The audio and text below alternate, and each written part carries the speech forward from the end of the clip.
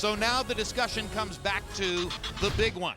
And from a matchmaking standpoint, everyone in boxing knows what the big one is. Larry, did this get us closer to the big one?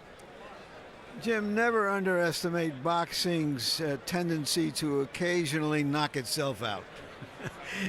In the original agreement, with each fighter expected to make a minimum of $30 million, it was busted up over a 10-day difference in which they disagreed over when the blood testing would end. That's a definition of insanity, which could repeat itself because basically Mayweather believes that nobody can be as naturally good as Pacquiao is, except, of course, himself. If he does have any evidence that Pacquiao has used performance-enhancing drugs, or if he even has any solid speculation, he should take it to the Nevada Commission and let it do its job by deciding how to settle the issue. Otherwise, the speculation will be that Mayweather doesn't want to fight Pacquiao or that he is building an alibi. Well, we shall see. Floyd Mayweather seemed to have considerable crowd support for his approach to testing last Saturday night, but that was in a live arena where fans were celebrating his victory. Now let's turn to the 154-pound weight class where Paul Williams and Kermit CINTRON are going to be fighting tonight. We'll take a look at that weight neighborhood as it stands right now, and you will see that Williams and CINTRON are fighting in a weight class which is somewhat populated by fighters who have come up from 147 pounds. Martinez is now the middleweight champion of the world. We'll see whether he comes back and fights at 154.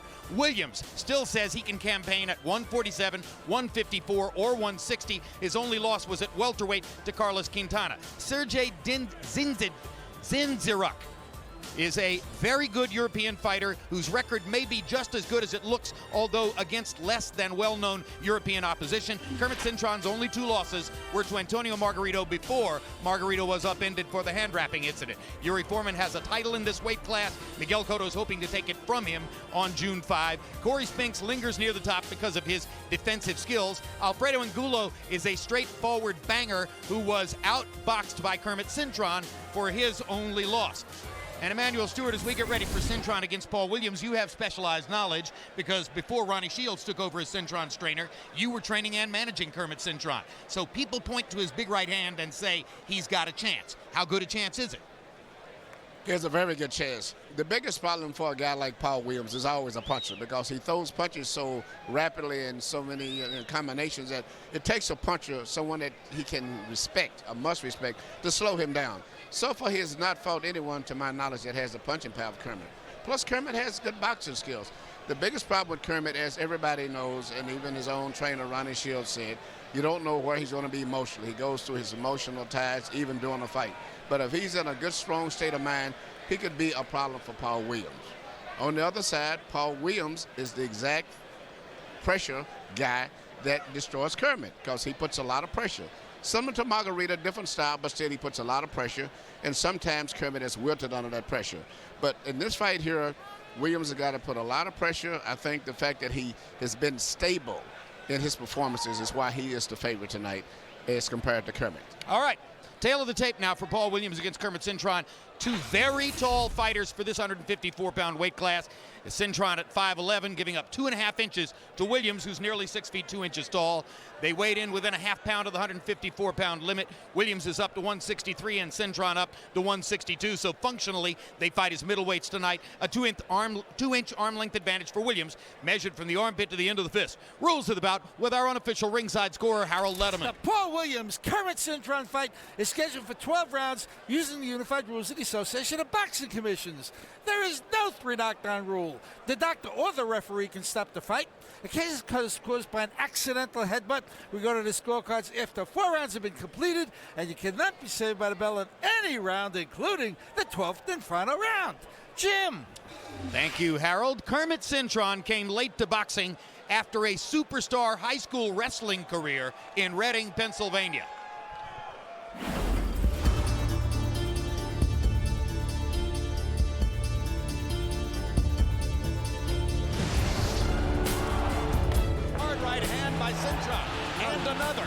are bombs from a real puncher. Feels great, you know, knocking fighters out. I'm trying to become that complete fighter. Oh, and a left-right combination of Batista's down, and it's over. I want to achieve my goals. I want to be one of the best fighters ever to put the gloves on. Great combination by Cintron as he steps in and rocks back Angulo. Well, I'm here to fight the best, and Paul Williams is standing in front of me for that. I am definitely the underdog in that fight, but I'm here to win.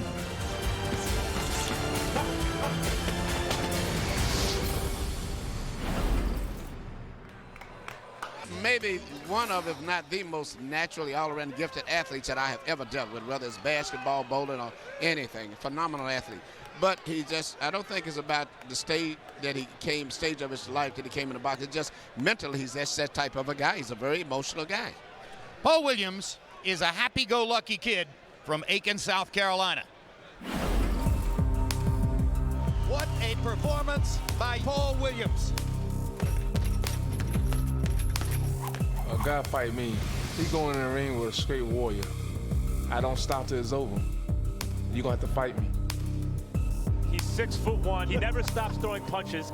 Tough for anyone to fight. Hard left hand by Williams. You can see why they call him the Punisher, because he punishes them. Why a lot of guys avoid me and don't want to fight me, they know when they get in there, you're gonna have to fight. I know Cintron, he expecting to do big things in this fight. I'm determined to get him out of there.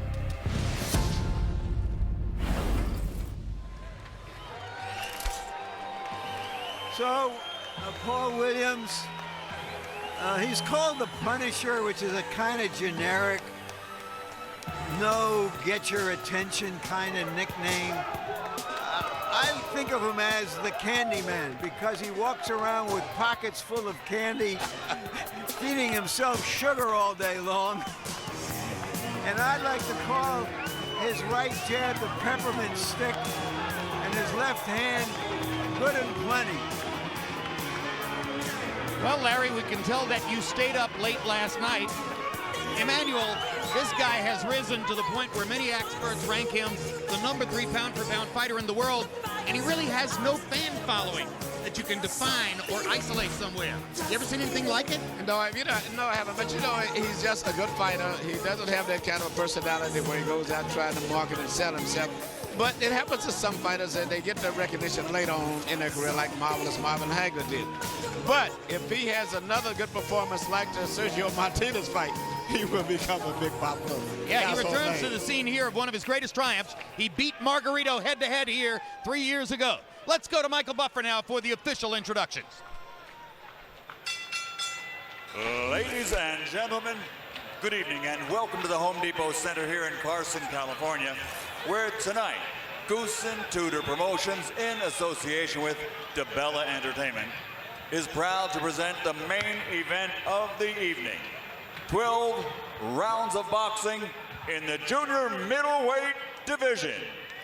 Sponsored by Corona Extra, La Cerveza Más Fina, and sanctioned by the California State Athletic Commission, Chairman John Frierson, Executive Officer George Dodd. At ringside, the 3 judges scoring this contest, Jury Cantu, Dr. James Jenkin, and Fritz Warner. And inside the ring, the man in charge of the action at the bell, 28-year veteran referee, Dr. Lou Moret. And now, for all the fans in attendance here at the Home Depot Center, and the millions watching around the world, courtesy of HBO. Ladies and gentlemen, let's get ready to rumble!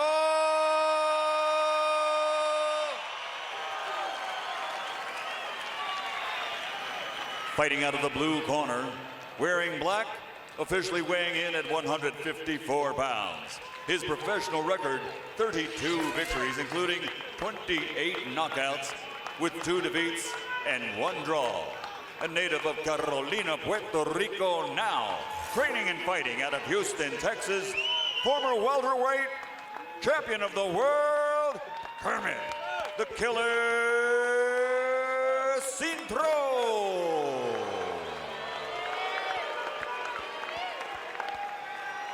And fighting out of the red corner, wearing yellow and gray with Everlast trim, official weight 152 1/2 pounds.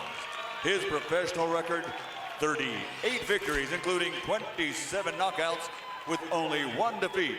And by way of rematch, he has defeated every man he's ever faced in the ring. From Aiken, South Carolina, former interim junior middleweight world champion and former 2-time welterweight champion of the world, Paul the Punisher Williams.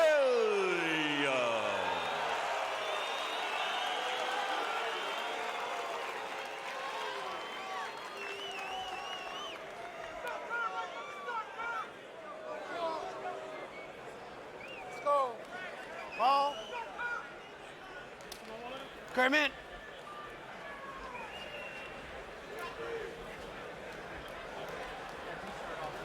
Okay, come on, guys. Come on.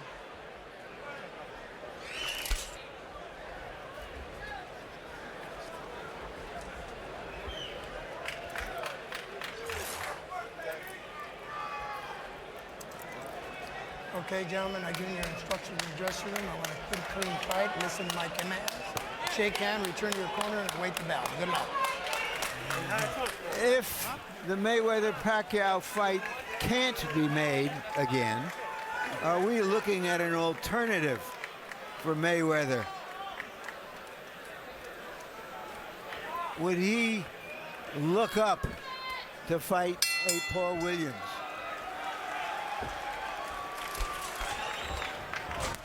Round 1 begins. And in this southpaw versus conventional fighter matchup, we'll see if Williams can land his jab.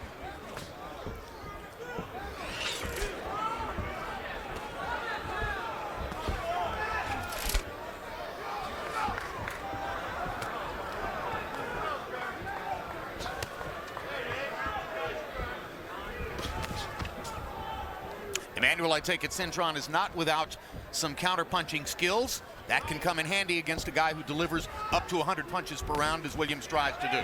Yes, but right now Williams is boxing in a technical manner, and to me, Cintron is out-timing him and outboxing him slightly by her as the fight is going on for this first minute. And it appears... But Williams had to be very careful. He hasn't been in with a punch as good as Cintron still.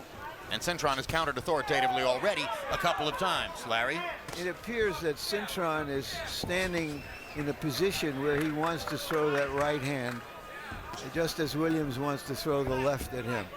But he's working his counter jab pretty good over Williams, which surprised me a little bit. You just remember, even though Williams is tall, he doesn't really use his range a lot. As the fight goes on, he starts getting right there. He's getting very close, leaning his head in much more than he should for his height. Yeah, you would have thought that his height advantage against Sergio Martinez would cause real problems for Martinez.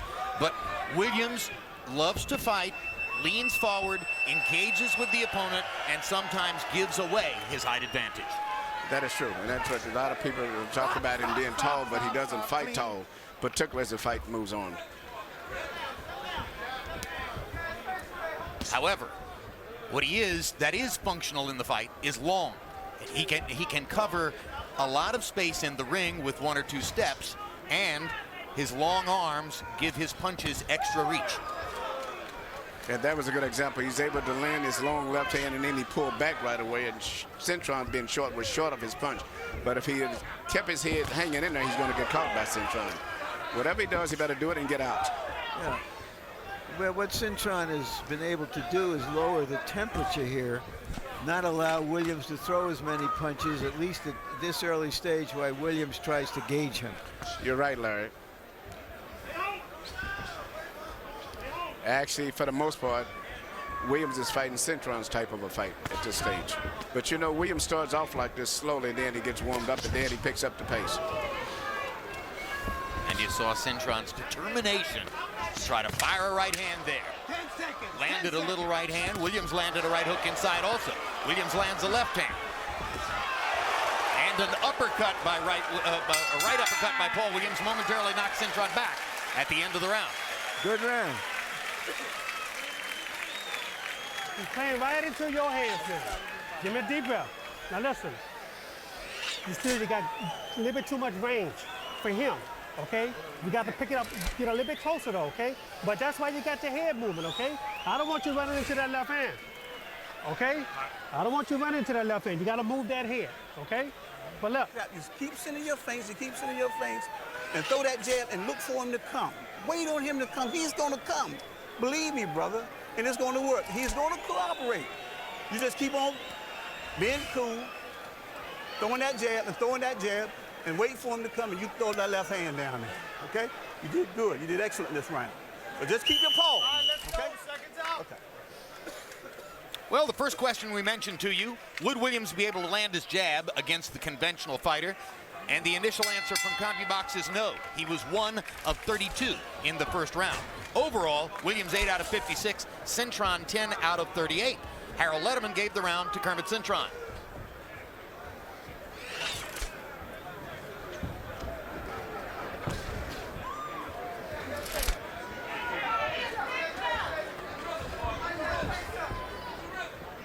If the question was how long Cintron would be able to hold up under the pressure that Williams would put on him, so far, Cintron is limiting that pressure and forcing Williams to fight at a slower pace than Williams likes. He's making him fight at a slower pace, and Williams seems to have regained respect for Cintron, I think, for not only his punching power, but for his coordination and timing. Because right now at this stage, Cintron seems to have a better timing and a better rhythm than Williams. Williams hasn't found his rhythm in this fight yet. No, and he's not willing to take the chances that he took at the beginning of the first round. So I think you're quite correct, Emmanuel, that Cintron has made a point in round 1, and Williams is observing that point and showing respect. Sarah, you're so right that Cintron is out countering and out timing Williams. He's punching over Williams' right jab. That's why Williams is not jabbing so much. No, Williams tried to loop that jab and turned it into a hook. Yeah, Still didn't land it. But Kermit is taking that little half a step back and then coming right back with his counters. Williams got his head out of the box just as Cintron was trying to drive a right hand into it. Another near miss for the Cintron counter right. He's trying to time it just as Paul leans in. But Williams is going to have to step up the tempo, even at the risk of getting it a little bit, but he's going to have to pick up the tempo a little bit now. And you can see Williams attempting to let his hands go a little bit more frequently and force the tempo, but still not yet fighting that rhythmic Paul Williams rat-a-tat that we've been accustomed to.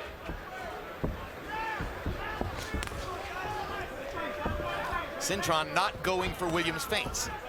Yeah, but Williams keeps him at this distance right here and keeps a little pressure on. He do pretty good, but he's going to have to take a risk a little bit to come in at Cintron.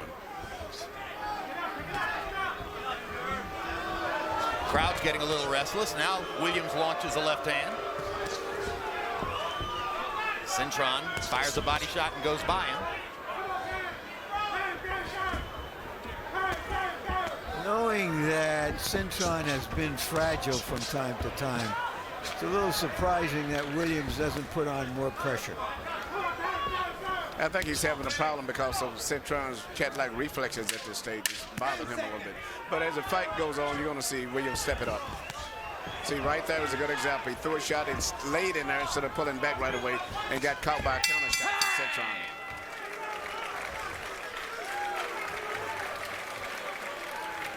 While you enjoy the action, you can also log on to hbo.com/boxing and check out our live Punch Zone site.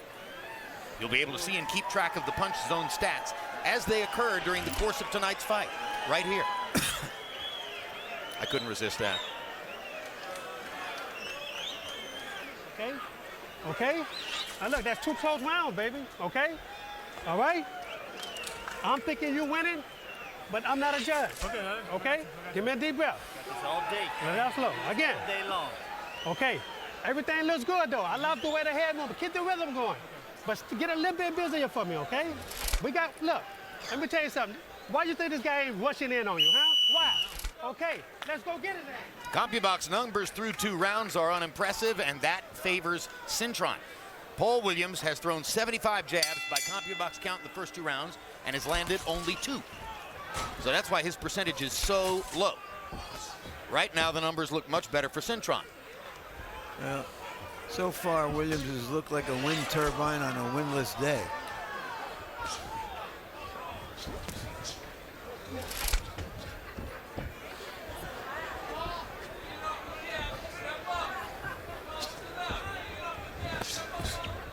Body shot by Cintron with the right hand.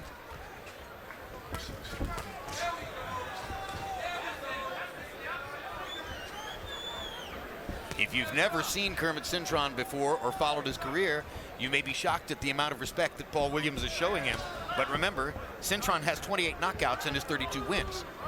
A little too much respect from both of them, I think. So what breaks the dam here?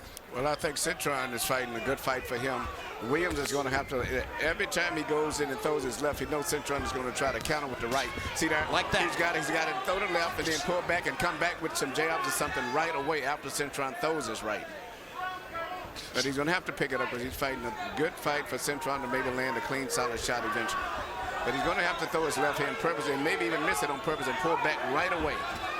It's almost as if Williams is trying to fight too much of a conventional fighter. He's not a conventional fighter. His defense has usually been his offense. Cintron's coordination and reflexes is bothering him. He can't just come in and carelessly throw punches like he has with the other guys. So the story of the first 3 rounds so far is that Williams has not been able to get his offensive machine rolling. And that leaves Cintron in the fight. Cintron is playing it conservative on offense, hasn't really committed much yet, but still looks for that right-hand counter shot every time Williams leans in. You can hear the boos. 2 East Coast fighters, neither with a fan base out west or even in the East, and they're standing and boxing each other, and neither one seems to be willing to take the necessary risks to turn it around.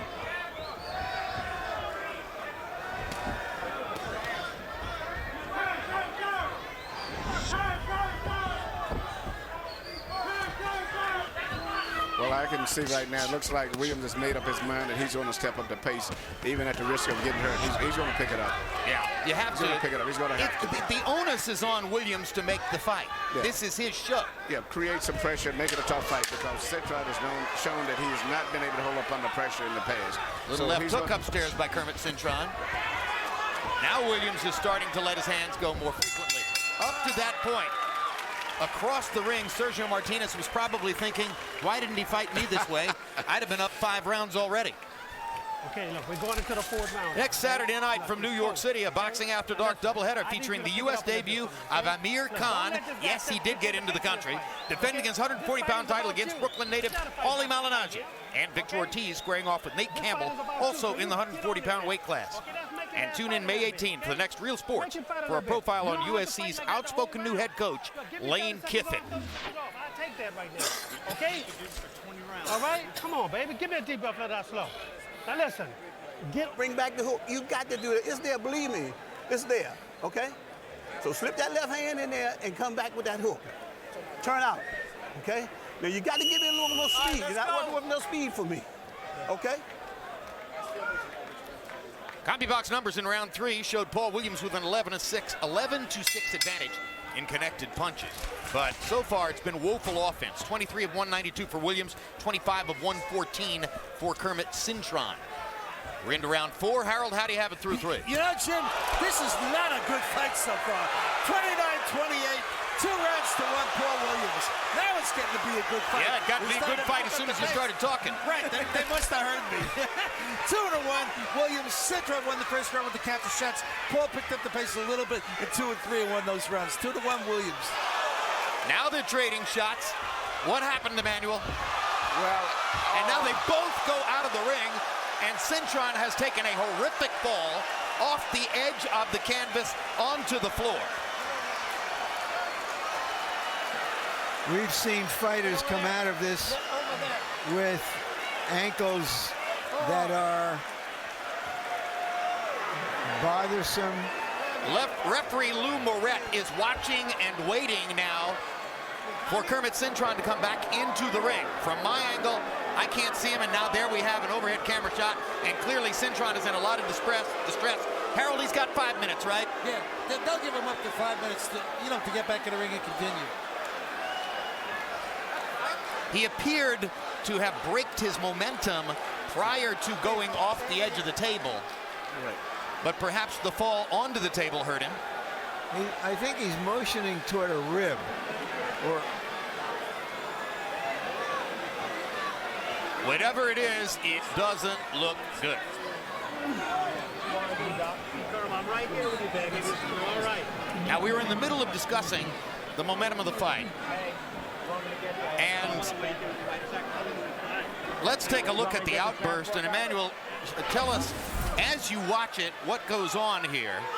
Right now, you see Paul Williams has just decided he's going to have to let it all go out, whether he gets hit or not. And as soon as he lands a punch, this happens right here. And it's just when the fight was starting to get good. yeah, he landed on it with his back onto a table. So if he's injured and he can't resume the fight, it has something to do with a back or a rib, apparently. It'd be a terrible break for both fighters. There was a statistical monitor or a television monitor under him. His back could have scraped across it. Any number of things that could have gone wrong. The bottom line is that it doesn't look as though Kermit CINTRON is going to be fighting again tonight. And he just virtually hasn't moved from that position. And what happened, I have to say, Emmanuel, it appears accidental, but because it appears somewhat neutral on the part of the two fighters. Yeah, it was definitely accidental. Nobody did that on purpose. Well, it was accidental, but just as a fight was breaking out. And now it looks like we're having an early evening here. As the gurney has been brought out, and that can only mean one thing. It means that doctors and emergency medical practitioners have determined that Kermit CINTRON must be moved extremely carefully. There are any number of things that could have happened, and all of them require care at this point. Could have lacerated an internal organ. He could have damaged his spinal cord. He could have otherwise damaged his musculature. There are all sorts of things that could have gone wrong. I don't recall seeing anything like this for a very long time. Normally the fighters are athletic enough and flexible enough to overcome this kind of thing. And we remember Rahman bowling through the ropes onto Jim Lampley. Yep. A long time ago. I believe that was 2003 in Atlantic City. Long way back.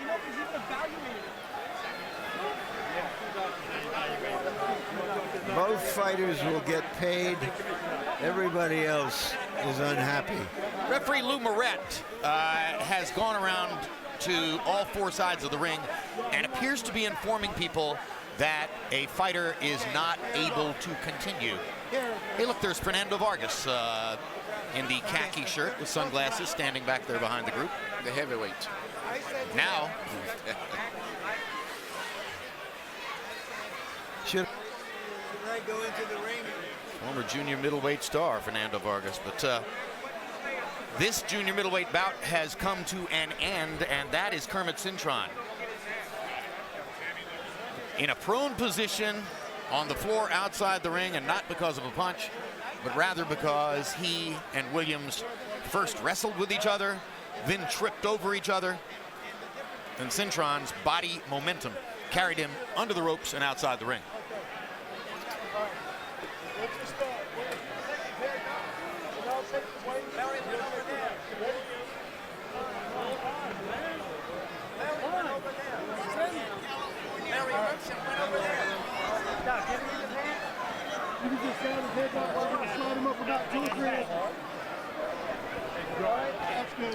Well, Harold Letterman, I believe Lou Moret just told us that because 3 rounds have been completed here in California, this is going to go to the scorecards and will not be a technical draw necessarily. You know, Jim, it's weird because he certainly didn't go out of the ring as a result of a punch, but if that's how they call it, you got to go with it. According to the ringsiders, he hit his head and his shoulder in the neck area.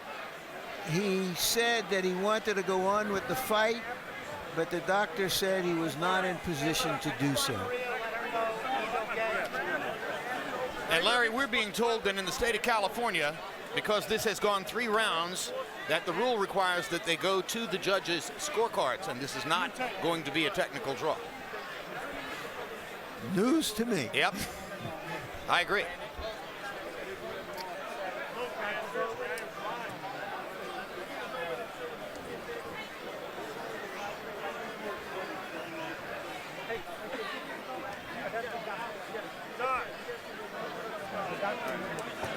Okay, guys. Gateway.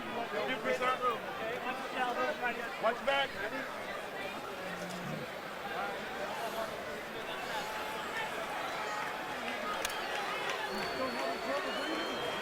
Kermit CINTRON's 3 children's names visible there on his trunks: Savannah, Denali, and Clement. Kids, this looks like a precaution on behalf of Dad. Now let's go to Michael Buffer for the official particulars on what happened in the fight. Ladies and gentlemen, your attention, please. Because of an injury to Cintron, under California rules, 3 complete rounds with the bell starting the 4th round, we go to a technical decision, including the score of the 4th round. The scorecards read as follows. Fritz Warner has it 39-37. Dr. James Jenkin, 40-36. And Jerry Cantu has it 40-36. The opposite way, it becomes a split decision. The first 2 scorecards go to the winner by split decision, Paul Williams. So one of the 3 judges scored all 4 rounds for Williams. One of the 3 judges scored all 4 rounds for Cintron.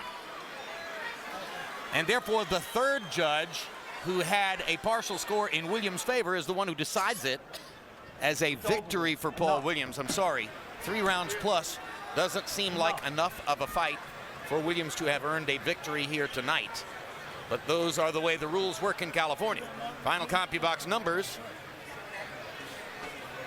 as you watch Cintron entering the emergency medical vehicle. And just to add insult to injury, he was judged the loser in the fight. Not a happy man. You know, to go a little step further, according to her, your scorecard, you had Cintron winning, right? I had it 39-37. Okay. I gave Cintron the first round, Paul Williams the next 3. Okay, so if Harold were scoring, he would have assented to the decision. There are the CompuBox numbers. Cintron landing a little more, Williams throwing considerably more. That was to be expected. Cintron had the better numbers in terms of percentage. Promoter Lou DiBella, Kermit CINTRON's promoter, confirming exactly what Larry Merchant has already told you, that Cintron wanted to fight, but the doctors told him he could not continue. Power punches, and you see that they were pretty even in that category. And now Larry stands by with the, quote, victorious, unquote, Paul Williams. Thank you, Jim. I would offer you congratulations, but I don't even think you won it. Not like that, but, you know, I just hope Cintron all right, you know. I mean, it started getting heat up in the ring, you know, we both throwing some big punches in there, you know. I was getting in my rhythm, you know, a little glance. What did you see from where you were? Because you went down as well. You know what I'm saying? Like, I threw like a little slight left hand, kind of like glanced on him and stuff, and it was, my head kind of went down, he was his hand, and I kind of stumbled and went out the ring. Then I just saw him fall out the ring, you know, just went over on the table thing, so, yeah. He's over out the ring. Yeah, so he like. Now, from where you were, could you see that he landed on his head or his back? Could you see that he was hurt? I couldn't really see, tell you the truth. You know what I'm saying? I was, you know what I'm saying, like looking up, you know, so I see him going out the ring, you know, like he was like going out the ring, like, you know. I just hope he's all right, man, you know. Nobody don't want to get hurt like this, you know what I'm saying? I don't know what to say, you know. I thought he probably would have got up and continued, you know, but from what we heard, he wanted to fight, but that the doctors said he should not continue the fight. So is this an anticlimax for you in a way? Well, you know, it's I don't know what to really say. I know I'm happy, you know, saying that, you know, saying another win is a win for me, but you know, I was just getting warmed up and stuff. You know, you actually started to heat up in there, so you're gonna get a little more. Why did it take so long? It seems like you both are respecting each other a little bit too much in the early rounds. No, my game plan, Mr. Peterson gave me a game plan here, like, cause you know, Ronnie Shears told him, you know what I'm saying, be looking to throw big right hands, because Williams get hit with a lot of right hand, because he's coming forward with that pressure and stuff, and he just be, you know what I'm saying, just coming forward. So Mr. Peterson told me this time, you know what I'm saying, we're just going to lay back, you know what I'm saying, we're just going to box. We're just going to be moving, you know what I'm saying, just get this feel our way and get in our rhythm like we normally do back in the old days. But early in that round, it seemed that you decided to assert yourself and you were throwing more big punches. Yeah, you know, he was starting to heat up, so I like, you know, Ms. Peterson told me this round, you know what I'm saying, to put more direct pressure on him, you know what I'm saying, and start letting the hands go a little more, and we need more speed from him. So I started getting in my rhythm, started loosening up, you know, and big punches started flying out there. Is this unsatisfying in a way, Paul, because you wanted to put on a big show, a spectacular show, to make something happen for you in the future? Oh, of course, you know, every time I get in a fight, you know, I want to get the fans their money worth. And, you know, I feel like they didn't really get their money's worth, you know what I'm saying, because, you know what I'm saying, the fight ended too early, you know what I'm saying, by, you know what I'm saying, him getting hurt, you know what I'm saying, flying out the ring, you know, so if anything, I wanted him to get hurt from a punch or something like that, but, you know, he went out the ring, so the fans didn't really get to see us get in action, really, you know. I know they were, you know what I'm saying, they see him different from me, starting off real slow and being relaxed. You know, I'm normally go out there and blazing, but that was my game plan, and I hope they can understand that. Give us your list of preferences in terms of who you would like to fight next. Well, you know, right now the top of the list is Mayweather, you know, so he's the top man out there, you know what I'm saying? Right. If I can't get Mayweather, I want to get Pacquiao. If I can't get Pacquiao, I know everybody wants to see a rematch with Martinez, but all Martinez got to do is call me out, and it's a done deal. Thank you very much, Paul. Jim? All right, thank you very much, Larry Merchant. Well, you know, tonight doesn't tell us much about Paul Williams because the fight was truncated and the first few rounds were so utterly respectful that we didn't really get to see what kind of a fight was going to take place. So tell us what would have happened. Well, I tell you what, I have a lot of respect for Paul because I could see what was going on in his mind is exactly what we said was going on. He realized that he was not really taking control of the fight. He was fighting the wrong style of fight, and he stepped it up. Just at the time when the accident happened, I was very impressed with the fact that he said, hey, if I have to take a risk to make this a fight, I'm going to do it. And it was going to be a good fight, I believe, if it had went on.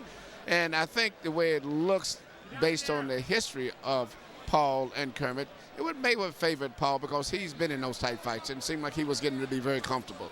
But nevertheless, it's a fight that was short-circuited, and I think just when it was going to be a good fight. So unfortunately, that's what it is. We'd have to move on. And for Paul, as you know, he's got his alternative with Sergio Martinez possibly, and he's just said with Floyd Money Mayweather. So he's got a few alternatives up there, but not that many. And with regard to the possibility of Williams versus Mayweather, a couple of points. Number one, they are advised by the same man, a very powerful advisor in the sport of boxing named Al Heyman. And there are many who question whether Heyman would want either of his two fighters, Mayweather and Williams, involved in a confrontation against each other. When both Larry Merchant and I asked him about it earlier this evening, he said no comment. And some people around Paul Williams have gotten sensitive about things that have been said on this network about whether he fights at 147 pounds. Let me be clear about that. Paul Williams claims he can make 147 pounds. Great. We're proud to hear it. We'd love to see him fight in the welterweight division. It's interesting to see a 6'2" fighter in the welterweight division. But the question is whether other 147-pound fighters are going to choose to fight him. And as long as he campaigns at 154 as he did tonight and at 160 as he did in December against Sergio Martinez, then welterweights have all the excuse in the world not to fight him. And to say simply he fights junior middleweights and middleweights, let him go do that with his long arms and his 6'2" frame. Larry? This was the theater of the really unexpected tonight, Jim. Just a few reports. I've learned that Kelly Pavlik will not fight a rematch with Sergio Martinez, who took the middleweight championship from him. Kelly Pavlik weighed 12 or maybe 11 pounds over the middleweight weight of 160 pounds 24 hours before the weigh-in. He'll never fight at middleweight. again. That reverberates throughout all of this discussion of all of these moving parts. Everyone would like to see Williams fight Martinez again. They had a terrific fight earlier, but that's not the choice of Martinez's handlers. Margarito, who is fighting tonight in Mexico, may have some say. Remember, he fought a terrific fight with both fighters. In fact, he administered the only knockout of Martinez 10 years ago. There are a lot of moving parts in boxing. We may see Tim Bradley's name has come up as a potential opponent for Pacquiao or Mayweather. Nobody knows where all of this is going. Nobody wants a fight to end on such an indifferent and anticlimactic note, but stuff happens. And that's an impromptu version of the Boxing Magazine show we do on those nights when Kermit CINTRON rolls out of the ring onto the floor and is not allowed by doctors to fight. That's what happened in the main event. So thanks very much for being with us tonight, and we'll look forward to having you again as we continue with our HBO boxing calendar. Tune in next Saturday night for a Boxing After Dark doubleheader. Amir Khan defends his 140-pound title against Paulie Malignaggi, and Victor Ortiz, also at 140 pounds, faces Nate Campbell. The next Real Sports premieres Tuesday, May 18th, with a profile on USC's controversial head coach, Lane Kiffin. If you missed any part of tonight's telecast, you can catch it in its entirety at the dates and times listed below. Plus, you can go to HBO.com to sign up for the official boxing newsletter. Next on HBO, stay tuned for The Pacific. And now for our entire HBO crew, I'm Jim Lampley, saying so long from Carson, California.